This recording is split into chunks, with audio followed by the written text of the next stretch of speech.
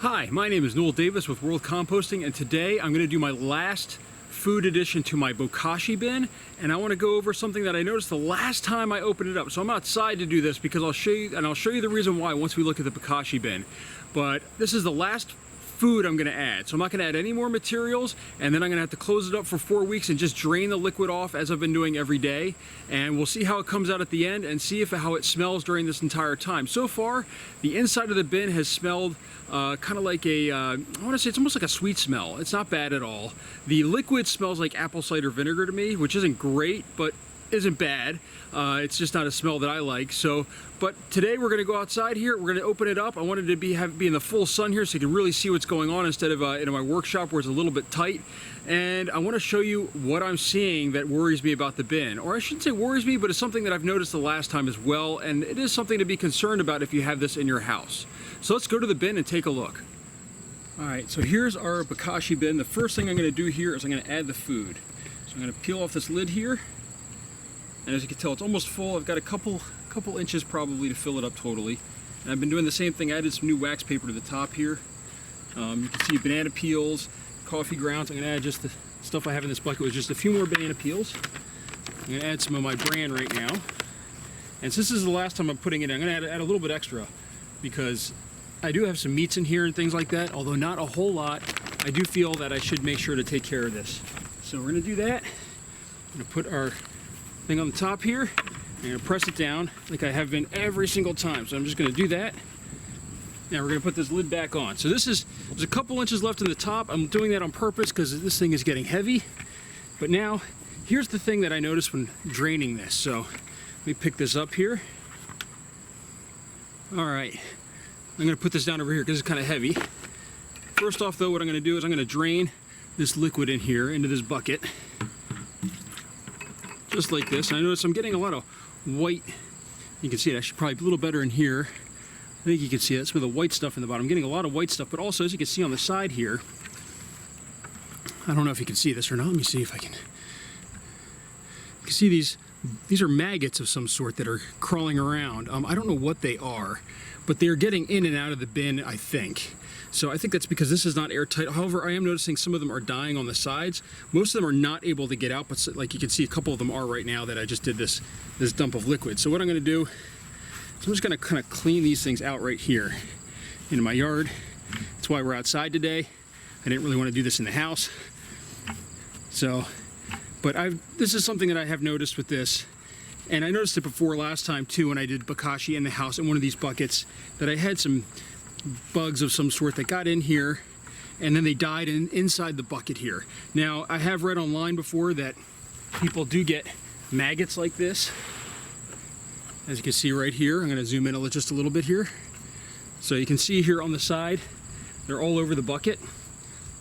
And that does worry me a little bit, so I want to make sure I get rid of them. I don't know if they can get out or not, but it worries me that this could cause an infestation. I don't know what these are as far as.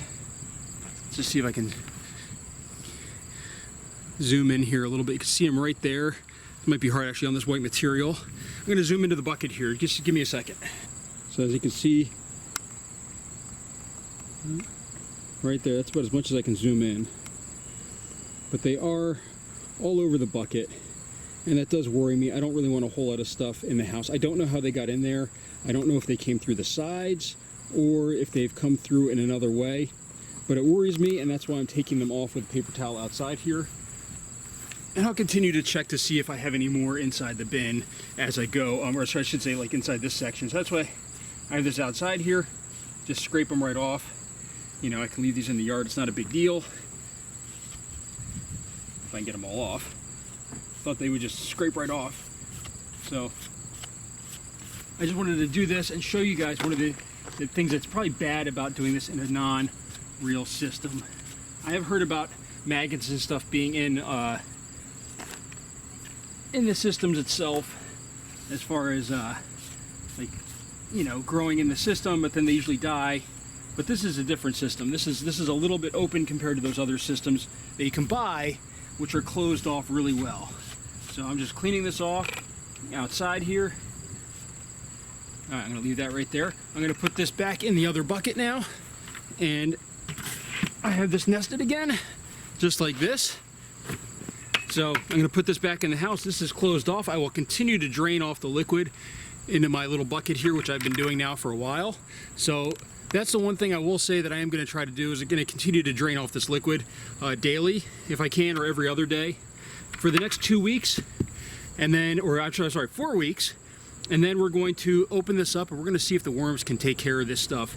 I have some other ideas that I want to try. We'll show them in those 4 weeks. So we've got 4 more weeks and then we can empty this out.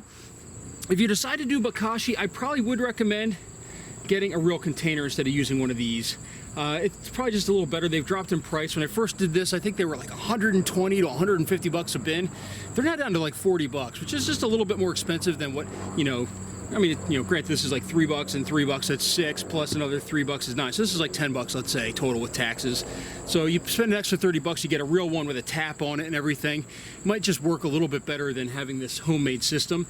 If you want to try it this way, this is a great way to try it though. It's cheap, it's inexpensive. If it ends up bad, you can just chuck the entire thing and not worry about it. Although, you know, I hate the waste of it, but you know what? That's what happened to me my first time, is I had to chuck the entire thing. So far it's working. Hopefully we'll see if those maggots come back. I don't know if that's something that's normal or not, but for right now, I'm gonna put this back in the basement and we're gonna keep going with it. And in 4 weeks, I'll come back and we'll see how it is. I'm gonna probably dump it out in one of these trays just like this. And we'll take a look through the stuff and then add it to the worm bins. So I hope you enjoyed this video. I'll link up top to the first video in case you're coming in the middle of this. And you know, we'll see how this goes. Thank you, everybody.